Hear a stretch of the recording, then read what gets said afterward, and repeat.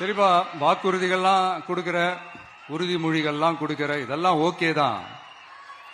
ஆனா ஸ்டாலின் சார் செய்ய முடியாதத நீ எப்படி செய்வ அப்படின்னு உங்களுக்கு ஒரு கேள்வி ஒண்ணு வரும். அது சிம்பிளா ஒண்ணு சொல்றேன். இப்பதான் ரீசெண்டா அதை பத்தி நான் முழுமையா ஒண்ணு தெரிஞ்சுக்கிட்டேன்.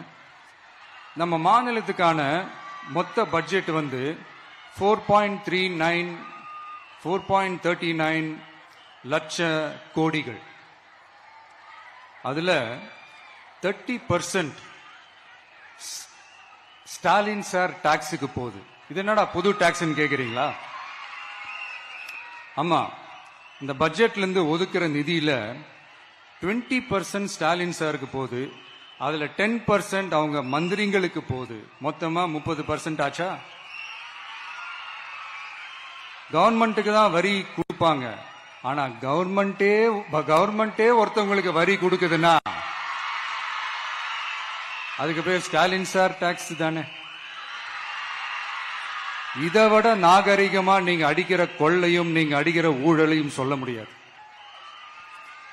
மக்களுக்காக ஒதுக்குற பணத்தை நீங்க அப்படியே சைட்ல ஒதுக்காம மொத்த பணத்தையும் மக்களுக்கே செலவு பண்ணிட்டா ஒரு சூப்பரான நல்ல அரசாங்கத்தை கொடுக்கலாம்ல. Download ShareChat.